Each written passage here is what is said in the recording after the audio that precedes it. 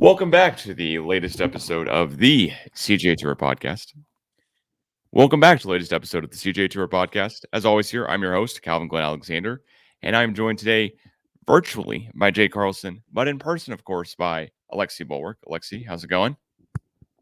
Calvin, pretty good.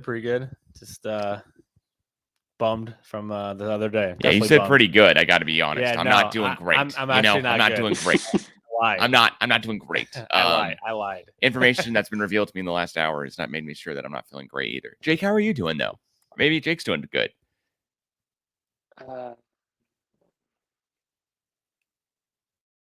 How are you doing? Same thing.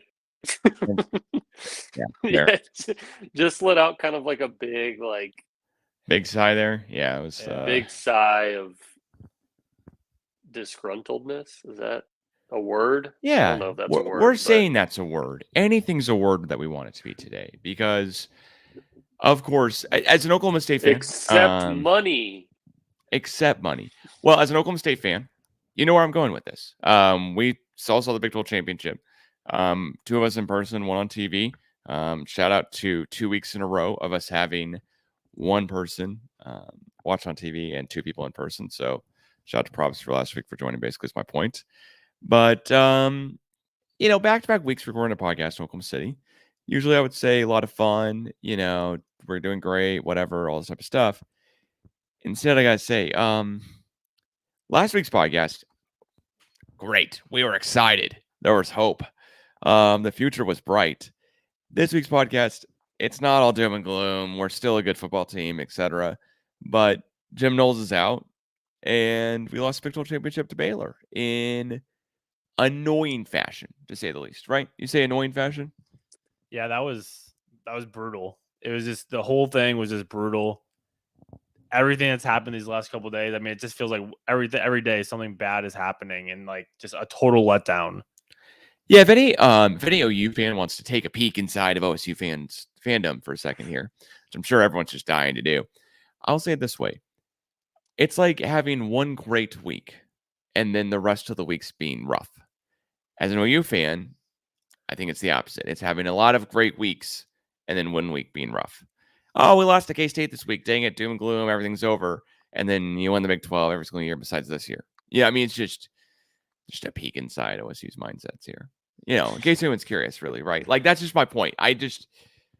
Listen, it's not the end of the world, but our defensive coordinator who held Baylor to 0 second half points, held 3 teams to 23 points total, 17 offensively. I mean, we can just keep going with this stuff, right? He just completely turned around the defense from what it ever was before. I mean, look at the turnaround this defense was this year. Like, it was on another level, something that we never thought we would see from a Big 12 team, let alone Oklahoma State. I mean, we had to put up with those years of Glenn Spencer. Remember that? Oh, yeah. Am I getting the name right? Is that right? Glenn Spencer, yeah. Glenn's my middle name, so I got to know that. Jake, I'll ask you. Yeah. How you feeling? How you doing? What are your thoughts here about Knowles? What do we want to lead this off with? I don't know. I was going to ask if we wanted to lead off with the game or with Knowles. They both suck, but not Jim Knowles. Jim Knowles does not suck. The fact that he's leaving sucks. Alexi, Calvin and I were talking about this earlier. How many games does OSU win this year without Jim Knowles?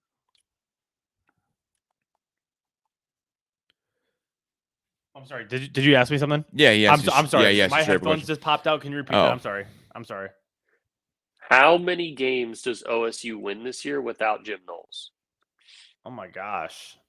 I think they're definitely what they won 11 this year. I think they don't win more than 7, to be honest. That's my guess. I would say 7. That's about what we said, if I remember correctly, yeah. Calvin. Because honestly, the offense was that bad. And honestly, the same could be said for Jaylen Warren too. Like, if we don't have Jaylen Warren, right, we lose a decent amount of those games. We probably don't beat Baylor the first time. We don't beat Boise State. There's a decent list of games that we probably lose if we don't have either one of those guys. Now, Right. I don't blame, and this will come back when we kind of recap the championship game. I don't blame Knowles for leaving after he sat there and bailed us out for 13 games this year. Like it's hard to punish him for leaving when he gets to, I mean, not saying he would, but he gets to go to Ohio State and do probably significantly less than he's doing at Oklahoma State production wise, because the production that we had this year is pretty unmatched. Probably would have been the best defense in the country if it weren't for Georgia. And we still might have been given the competition that we played. But, you know, he gets to go to Ohio State where he has an offense. I mean, Yeah. what more can you want when it's like, okay, well, if I give up 24 points, we still probably win. Yeah. He goes from CJ Stroud to Spencer Sanders. He goes from Tay Martin to. He goes the other way. Other way. Sorry, but I know what you mean. It's Jim Knowles leaving. I'm not going to blame him for. OSU apparently was offering $1.3 to $1.5 million a year annually to him, which is the most we would have ever offered an assistant coach in the period of OSU. At the same point, that number is always going to be higher and higher as much as, college coaches get paid more and more every single year. That's not necessarily the groundbreaking figure. The one that is, though, is that Ohio State is paying Jim Knowles now the 10th highest assistant coach salary in the country by paying him $2 million a year, and he gets to move closer to home. So he's getting 2. Yeah, he's getting 2. Yeah. And we were never going to match that. I struggle to think of a way we could for a couple of different reasons. Now, Jake and I, of course, talked a little bit pre-podcast, planning out, so I've got this, point off the top of my head. But Oklahoma State's stadium seats 55,000 people. Ohio State's, the Horseshoe in Columbus, famous stadium, seats 100,000. Struggle is the wrong word, but we struggle to get a sellout every single game. We get about 50,000 or more every single game, though. So struggle is the wrong word, is what I'm saying, because we get 50,000 or north of it every single year. Ohio State has a 100,000 seat stadium, right? 90 to 100,000. They get about that every single year, selling out. That's just in ticket revenue alone. Then we want to talk about college basketball. I mean, let's face it, Boynton's been great. We've had a couple good seasons, but before then, we weren't selling out every single game. So if we're going to the main revenue-producing sports as Oklahoma State fans, which I think we are, yeah, of course Ohio State's going to be able to pay more. They literally make more money than we do. Their football team does. It is pretty wild. It is pretty wild that the population of Stillwater could fit inside of Boone Pickens Stadium. Right? That is not an exaggeration either. All three of us as Oklahoma State students saw maybe one, but maybe 4 O'Colly articles, one a year, is my point, saying, when is Oklahoma State going to get a target in Stillwater? And you know what my answer is going to be? Whenever our population outgrows that of our biggest stadium. I mean, really, right? Like, you kind of think, you kind of laugh, whatever. Oklahoma State doesn't have a stadium that seats more than 50,000 people, and trust me, it's bigger than 50,000. So it's just kind of something to poke fun at. But Columbus, Ohio, right? Like, Norman, Oklahoma, 30 minutes south of Oklahoma City. Like, that's an 80+ thousand seat stadium. I'm not going to try to use hyperbole and say it's 100,000 because maybe it's not. But we reduced the seating capacity one year. The stadium opened back in 2011, whenever we had, everything rocking and rolling at 60,000, like 58. Now a sellout's 55 because they kind of gave everyone a little bit more room just to kind of sit down in this, stadium, and we weren't hitting that sellout number all the time. So, which I'm all for it. I'm all for those reasons. That means we can slim it back down whenever we can again. Point being, it doesn't take a rocket science to figure out, right, that we're not going to be able to pay an assistant coach or a head coach as much as schools who have double the size in the stadium. And to go with that, the other huge second part of this is the donors and the history. We are not Ohio State football. We have not been Ohio State football. And I hope one day we are Ohio State football in name, right? Like, we're that good that we get stopped getting called, Okie State or OK State or whatever, or Oak State. And we start getting called, oh, there's Ohio State and there's OSU. And it's the other way instead of saying it's OSU and Oklahoma State, right? We're hoping we get there one day, but we're not there right now. We all agree on that, right? Yeah, I think what's so frustrating is we had a guy, we found a guy, we got the guy, and now he's gone after our best season defensively and who knows how long. So it just sucks that after such a great season, and to see all these defensive players like play out of their minds and just completely shut Big 12 offenses down. Now the guy is leaving for Ohio State, and now Ohio State's like top 5 most hated teams of all of the teams I watch in sports. So to see him go to Ohio State, that really, really, really frustrates me, and I hate it. But like you guys have said, I mean, what they're offering him more money. It's a bigger program. I mean, it's Ohio State. I can sit here and say I hate it all I want, but I mean, look, it's Ohio State. It's a caliber. It's a top caliber school in freaking college football. So it's frustrating though. It's what worries me, and I don't know if you guys are worried about this, but does this worry you about like some of our defensive players about transferring? Or like, what do you guys think about that? It worries me greatly, to be honest. I think there's a strong chance. Why? I'm never going to say the why stay at OSU. I'm just going to say it the other way. Why not go to Ohio State if your head coach recruited? Defense coordinator who recruited you is now at the nudge of the school. That's got bigger name, better profile, and in all these NIL deals, is all these other deals.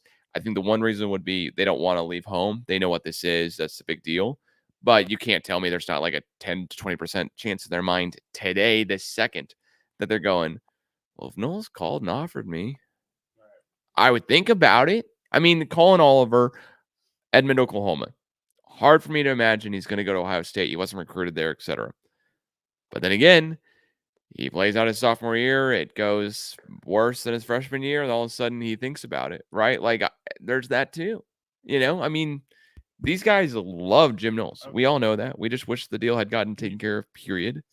I mean, you saw the reactions on Twitter. Everybody, literally the whole defense is tweeting out like, shake my head and wow. Like they're like, and they were saying good things about him too, like they were saying, we're going to miss him. He's one of the best coaches we've ever had, like sending him good vibes as he goes to his next chapter. But that's what that scares me, man. Like seeing so many guys like that just had that much of an impact from him. Like, will they follow or will they just, not want to stay at OSU? I don't know.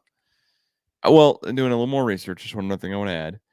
Jim Knowles is now the third highest paid coordinator in college football as of right now. Wow. It was Brent Venables at Clemson was the highest paid assistant coach, but more on that later. So now it's Mike Elko, defense coordinator at Texas A&M, Tony Elliott, Clemson, OC, and Jim Knowles. So I think the most frustrating thing to me is that we got beat out by a checkbook. Yeah. It's like going up against the freaking Yankees. Yeah. Well, I want to ask you guys this then. The only other thing we could have done, in my mind, is to get hey, you know what means more than checkbook, and we all know that I'm probably thinking this, especially right now with my current job situation, is the earlier it gets to be done, the better, right? Like if you can Right. get assurances earlier, you can offer somebody tickets earlier, then maybe they'll hear you out more on a sales pitch. That's my point.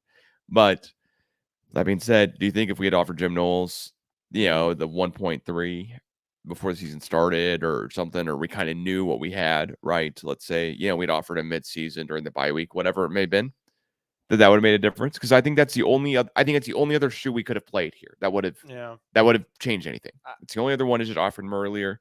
We're not going to be able to offer more money. Can we offer him earlier? I think even if we offered him early, I think he still goes. I think Ohio State just they said we want you, and there was nothing he was going to say no to. Like we weren't going to match what they were going to offer.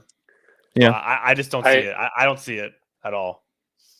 I think the question I have is like, if we go to 1.8, does he stay? And that question will never be answered. But I genuinely wonder if we go to 1.8, $200,000 less than what Ohio State's giving him. Does he stay? And it's like it's hard to.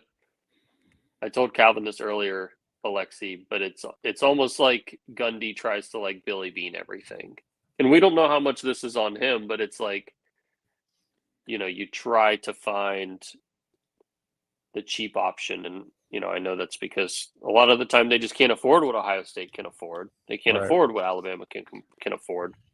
But it's like, if you just gave him a little bit more, would he stay? That because if we're talking about we win 5-6 less games if he's not there, and Gundy's the one getting the contract extension. Yeah. It's frustrating. It's especially frustrating that he goes to Ohio State. Oh, yeah. Yeah. Well, Gundy got the contract extension before the season started, right? He got offered before the season began. The kind of renewal every year or whatever that adds on after every certain amount of years. So that's one thing. And that's why I brought up the timing. If we offer Knowles, earlier on, does that change everything for us and we're, doing better, etc.? I don't think it makes the difference, to be honest. I think he was probably waiting out to see if he got the assistant coach award, the the Broyles award. And if he had, maybe that would have changed the contract situation here or there with somebody. I don't know. It seems like it would have, because of how quick and immediate on the same day he doesn't get it, he leaves the school. But we're still talking about a team coaching here. in the. Yeah, I think he's still coaching the bowl game. Yeah, but like it just the same day it's announced, right? Like the same day.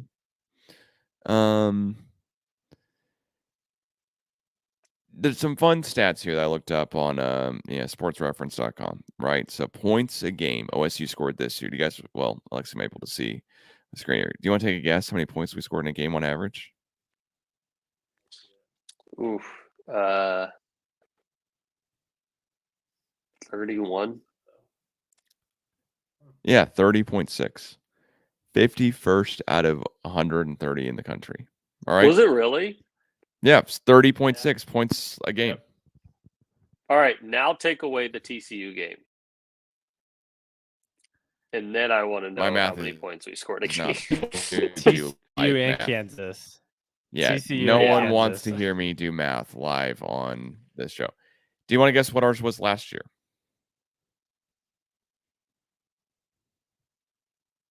Just take a wild guess. Remember, less games last year. Huh? No, not 37. Less? More? Jeez. No, less. 30.2. So we did eerily similar last year to this year. You know what our record was last year? 6-3 in conference. 8-3 overall. Because of the weird year, right? Weird year. Right. Points against was 258, though. So keep that in mind. How many points scored against us was 258. This is 2020. Last year. Yep, this is 2020. Yeah. When we think about this season, our points against 2021 is 218. So we allowed 50 less points in a longer season this year than we did last year. Right? We played 2 more games. If I think I'm doing math right here. We played 13 games this year. We played 11 games last year. We allowed 50 less points. And so that's why I'm bringing up the point/game number, because I don't have the points allowed points against per game. I could do the math. Don't make me.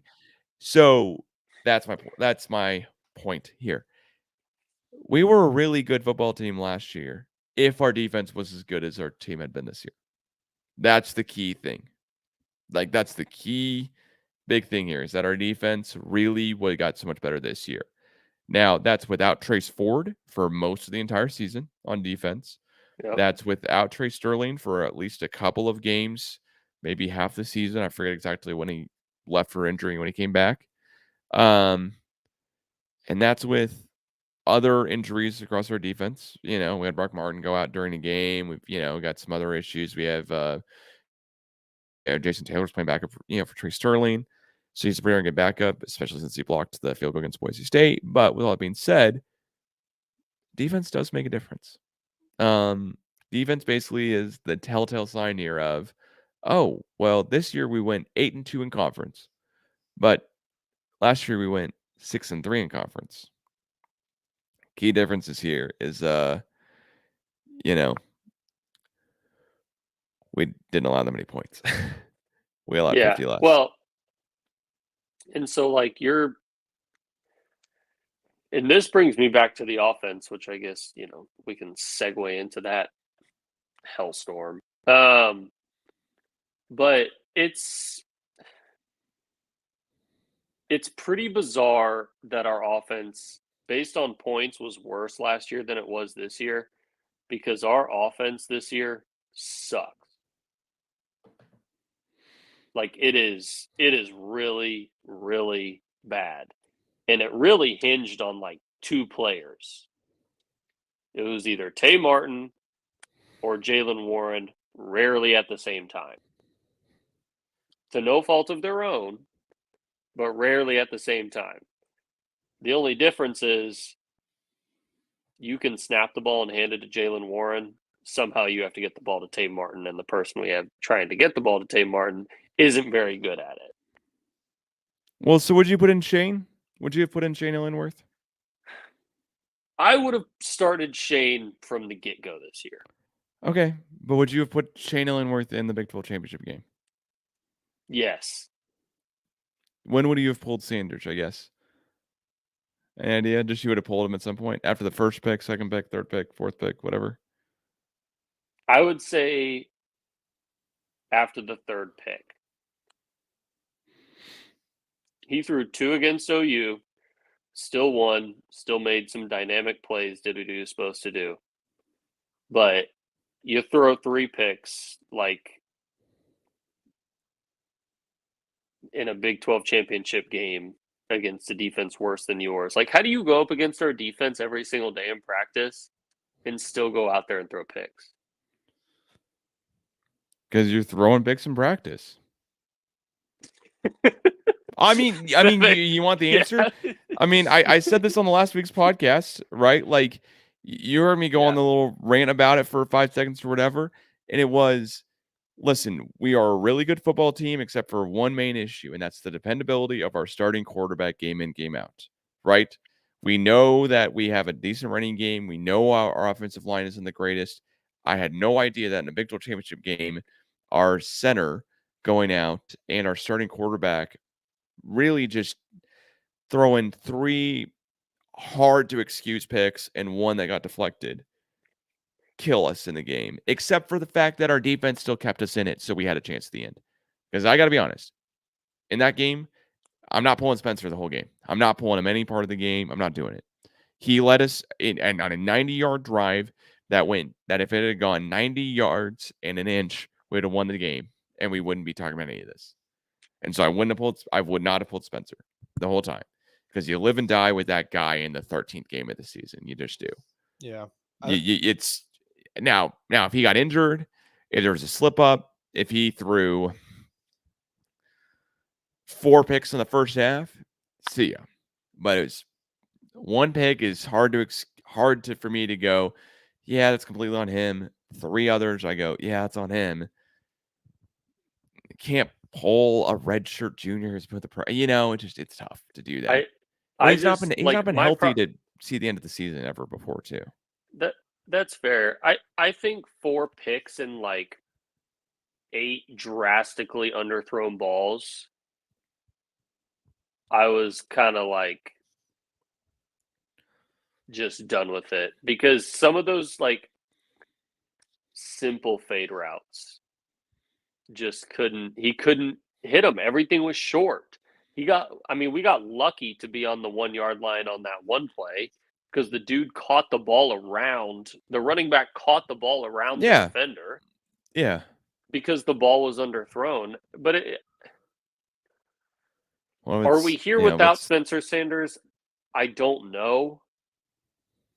But with the way our defense was playing, I don't necessarily know if it mattered who it was at quarterback, as long as you don't make mistakes. Well, all right. Well, you know, I told both of you guys this. I had the chance to sit next to Shane Ellingsworth's uncle and talk with him for a while. Yeah. And I'm not quoting him when I'm saying any of this. I'm not quoting Shane when I'm saying any of this. This is from my own mouth and from my own thought process after I talked with the uncle. Okay. I randomly talked to them at a soccer game in Oklahoma City that his kid was playing in too. So I didn't sit down and chat with him about sports. So I'm not trying to, put anyone on the spot here. I will say though, from his own words, Shane runs a sub 4.5 40, is lighting everyone up in practice, and it's not getting shown the entire playbook. And all three of those things make perfect sense for why we didn't play him this year and why we held on to one more of his year of eligibility. I mean, it really does. Like, because if you toss him out there and he lights up whoever, you're not putting Spencer back in. Good Lord, no. Right? Like, you're taking all of the, courage and confidence away from Spencer Sanders, which had previously won us 11 out of 12 games. And you're trying to keep the guy around for as many years as you can with still a really good defense next year. Right? Like, it all makes sense there. The difficult and the annoying and the frustrating part is we're a good team, not a great team. And the good team is what showed up on Saturday, except for only on defense. And a bad team showed up on offense, which has before. Are we going to have to do this all again next year? Is he going to be the starting quarterback again next year? If he comes back, why wouldn't he? Because of the Notre Dame game, maybe? And we'll preview that one later on down the road here. Yeah. I don't see what would change, unless they truly go into the offseason and say, okay, going into spring camp, and then before the season, we're going to have a true tryout between you guys. Whoever looks better is going to play. I mean, that's the only thing I can think of, but will they even go to that point? Would they say, no, Spencer, you're not our guy? Or is he going to get games in the beginning of the season? And then if he struggles, they're saying, okay, we're pulling you for Shane, and regardless of how good you looked, or if you turn out and throw terrible picks and you can't throw the ball and you're underthrowing people, then yeah, you're not going to be our quarterback, because you can't have that kind of crap happen again. I don't anticipate having the defense next year we had this year. It's going to regress. I don't really want to do it. Way. We're going to regress significantly. Yeah. So I think next year will probably be a telltale sign of the norm that we get with Spencer Sanders, unless he just takes a massive Heisman leap forward where it's what is going on? But I haven't seen it. He's actually regressed every single year. I don't think he's regressed. I don't think he's finished a season before.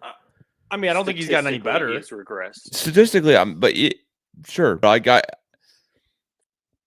OU game, he was so injured they played Shane with a concussion. Apparently, if you had to, But I think going from his first season with us to now, I think we should be seeing a much better Spencer Sanders compared to that kind of game he throws up in the Big 12 championship. That's literally the worst thing that could have happened. If he throws one pick, that game could be completely different.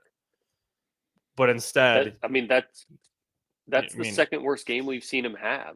Yeah, and it's you expect a guy like that who you highly recruited. That's your main guy. That's your star quarterback. You expect him to each game improve, and I don't think we've seen that to the point we wanted to see him. I know there's high and big expectations for him, and some guys don't reach that potential, but I think that he should still be much better than what we've seen from him to this point. And I think it's pretty disappointing of what we've seen. And so yeah. I will say, I told Calvin this, they do the quarterback rating or whatever for college, but it's a little different than pro. He was 71st overall in the country based on rating.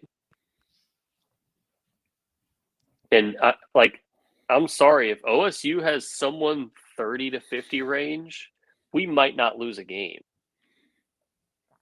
I'm fully aware we don't. Yeah. That's an 8-point difference. Eight points. We're talking about the whole season on 8 points. I didn't process that until you just said it. I mean, we're talking our whole season is based on 8 points. We scored 10 more points in the whole season. We are 13-0, maybe number 1 seed in college football playoffs. I mean, maybe. Probably still Alabama gets the better grade than us because we were getting devalued the whole season. We're in the Big 12, let's face it.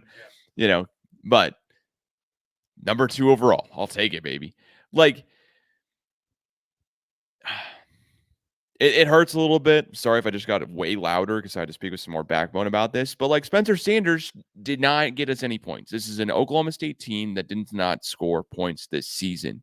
In 1, 2, 3, 4, 5, 6, 7, 8 games. 8 out of 13, we didn't score 30 points. We had it in the red zone on the 10-yard line. 17 times. Yeah. How many? 8 times. 8 times. And then we had it on the 1-yard line 4 times, 4 plays, but we couldn't put the damn ball in. And I'm sorry. But I'm sorry.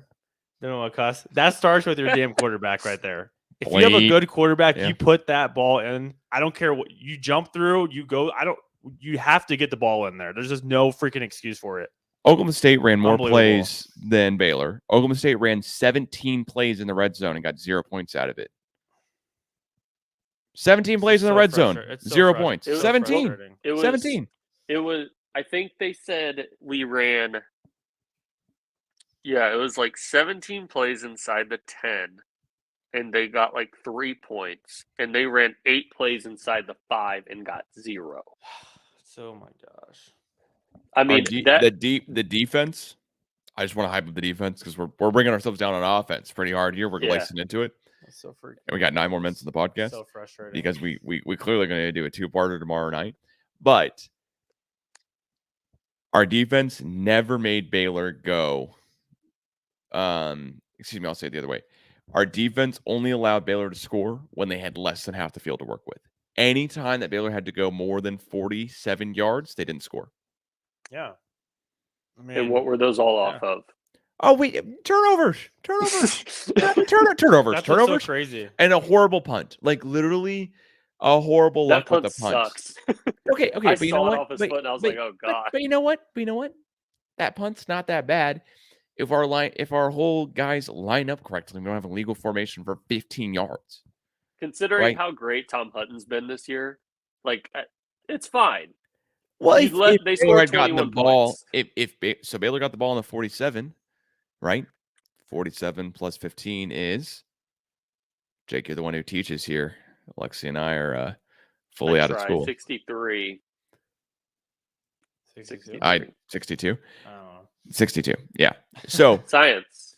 I don't teach math. We're good at math. So they would have gotten the ball in our 38-yard line. Is my point. Yeah. Right. I think I'm doing that. No, I'm giving way too much credit to somebody here. No, I'm saying that right. They would have got the ball on the 38-yard line. Yeah. So if they had to go a full, not even a full field, still a lot less than a full field, but if they had to go 38 yards, which is only 13 more yards, then you get a touchback. I don't think they score.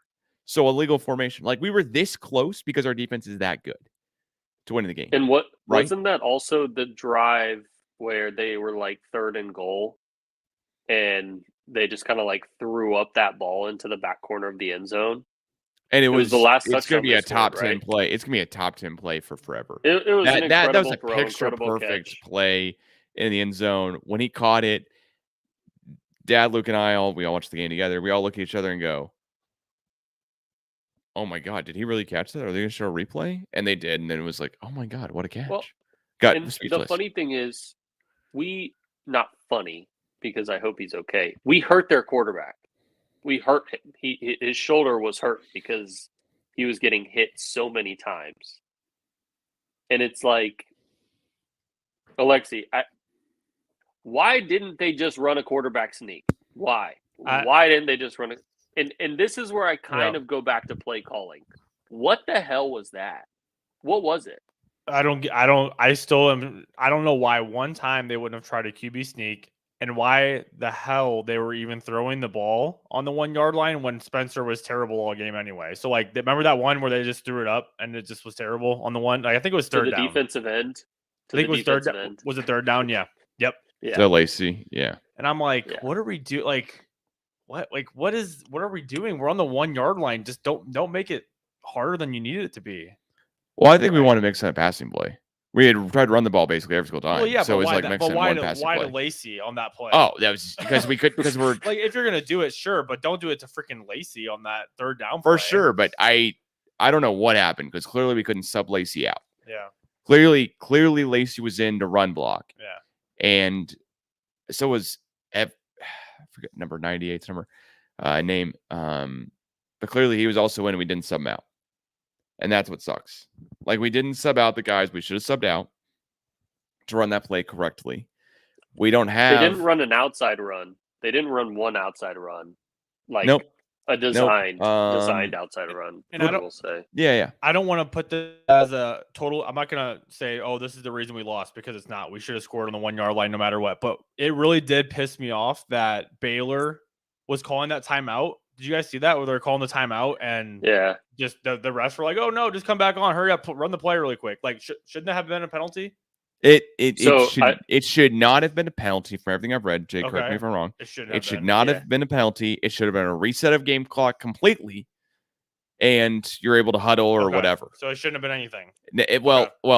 So there are two options. The ref can either decide to not acknowledge them in the situation, acknowledge them. Or the other option, which is what we saw happen, is that the refs went, you don't have one. Okay. We messed up. We should never have thought you had one, but didn't check and see you don't have one. And then reset the play clock to 25 seconds and reload them, whatever. About everything. I looked up the rule just because I was interested, because I genuinely didn't know. And I was like, well, if they call the timeout or not, we didn't score from the 1 yard line 8 times, so it doesn't really matter. Right. From what I read, it is supposed to be a 5 yard delay of game penalty. That's what I thought. If the offense calls it, though, right? Correct. It seems pretty subjective to allow it to just be like calling time in baseball, where they're like, you might get it, you might not, but if we grant it, who cares? Doesn't matter.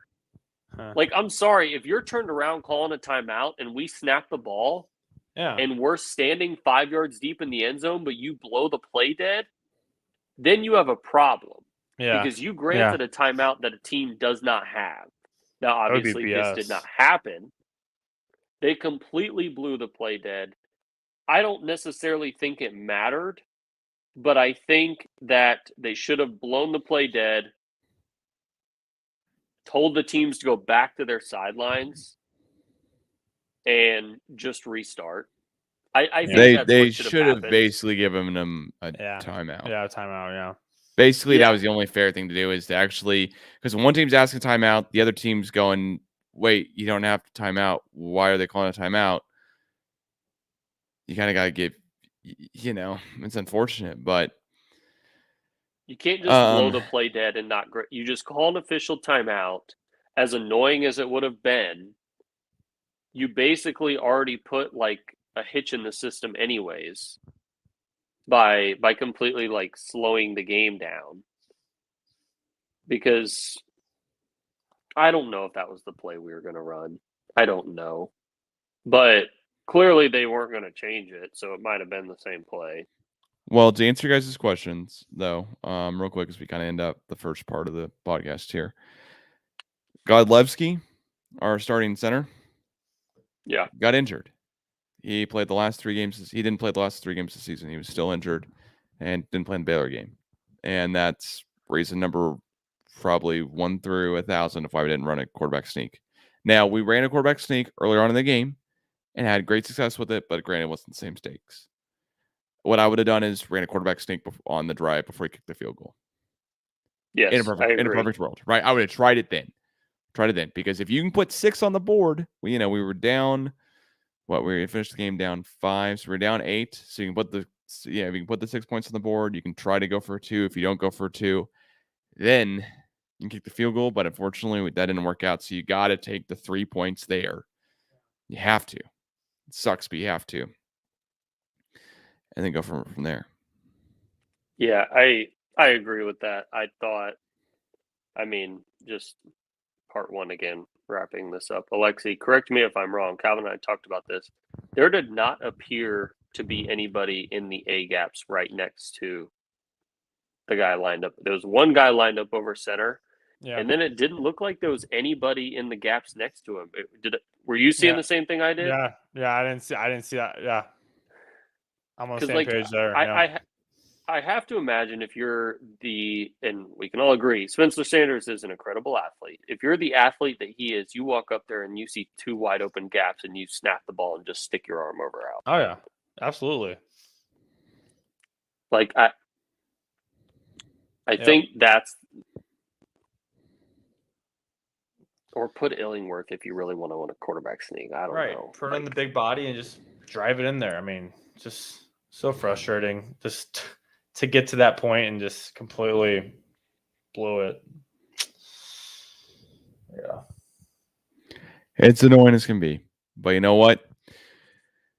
We'll be back here shortly with part 2 of the CGA Tour podcast, recapping the Oklahoma State loss against Baylor and then loss of our defense coordinator, because we didn't even touch on Brett Venables. And I have a whole great long rant that Jake knows about incoming.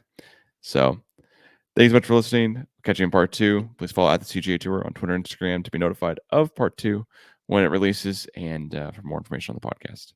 Peace.